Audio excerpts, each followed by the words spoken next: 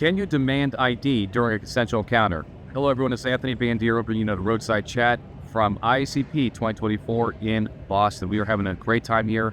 If you're here and you have not swung by the booth 1910, please come by.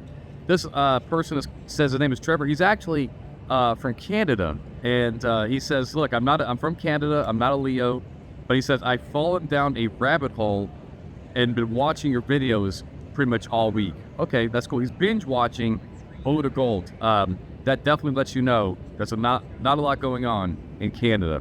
So he says, I've seen many videos on YouTube of police wanting to ID somebody during a consensual encounter where no crime is occurring, but the officers want to ID because they say they need it for every interaction and to put it in the report. I guess some field report, right? I mean, if there's no crime, if it's consensual, what report are they referring to, right? It's probably what a lot of agencies call a field contact.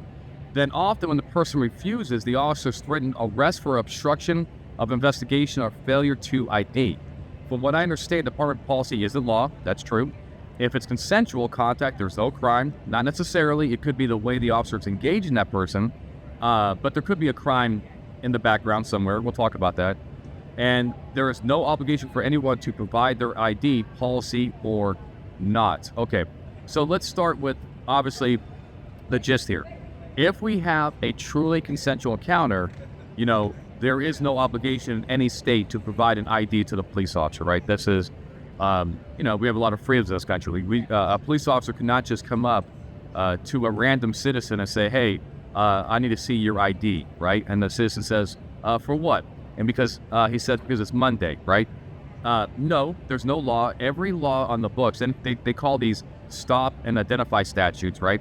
And not every state has this, by the way, but if you have a law that has a stop and identify statute, usually the way they're written is during an investigative detention, the person has to provide, adequate ID, sufficient ID, and so forth, especially if that actually helps investigation, right?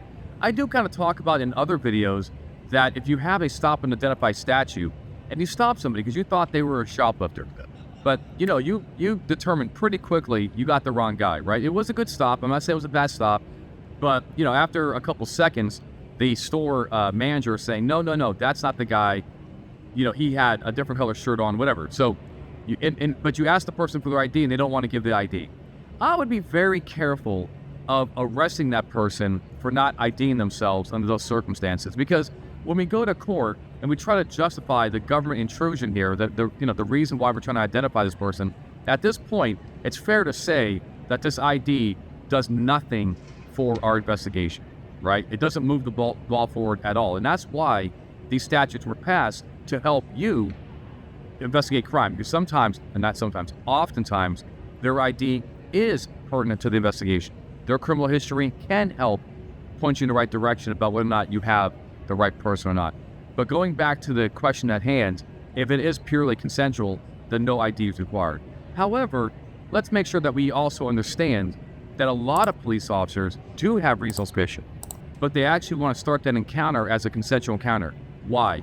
One, it actually gets more cooperation, right? Going up to a person saying, hey, you're detained versus can I talk to you, gives you a different reaction from that person. So what I'm saying is, if you have an officer, being kind of, a sweet talker here, be like, hey, can I talk to you for a second? Were you just over by the Piggly Wiggly, and so forth? Did you see anything going on there? He's, in his head, he believes that this guy actually is involved in a robbery, a theft of some mislaid property and so forth. And, the guy may actually may cooperate more versus, hey, you're being detained. And he says, I want my lawyer type of reaction. Which means that if the officer then says, look, I really need to see your ID, even though the guy thinks it's consensual, he may actually have reasonable suspicion, and the court may not actually have a problem with him demanding ID under those circumstances. They would say, okay, even if a person would not feel free to leave, right, after demanding ID, well, they wouldn't be free to leave anyway because the officer has reasonable suspicion. So just kind of keep that in mind, that you may be seeing some of that going on in the videos that you're watching where cops are demanding ID. Finally, the officer did mention that a lot of departments do want, documentation of who they're out with. They want, hey, if you stop a vehicle for speeding and there's other people in the car, it'd be nice if we knew who else was in the car. That's fine overall. I don't have a big deal with that. You gotta, if you stop a Greyhound bus, I don't think IDing 49 people is going to be, appropriate.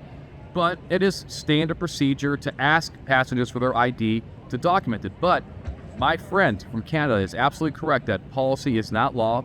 You have to be careful with that, if you're demanding ID from somebody who has no obligation to give it, and now they don't feel free to leave, that's a detention. If you don't have reasonable suspicion, you have an unlawful detention on your hands. You can get sued. You can get in trouble. If it results in a use of force, you have some explaining to do. I gotta tell you, just before I leave, this channel is obviously 90% for cops. But I have a lot of citizens. In fact, I have a lot of citizens who don't even like me watch this channel. Like, you call them sovereign citizens, whatever. But they, but I got to tell you, like, they're never like, when they give me feedback, it never comes off rude to me. They're just like, hey, I don't like your no trespassing video, whatever it is. But I just got to tell you, like, I do appreciate other people watching the video and give me feedback about what they think and what their interpretation of the laws are, because I'm looking to grow too. But also, I appreciate you just being here, right? It's fun to do these videos, and the more people that watch them and get something out of them makes me happy. So, all right, that's all I got for you. If you like what I'm doing here, like, subscribe, share with your friends. Until next time, my friends, you stay safe.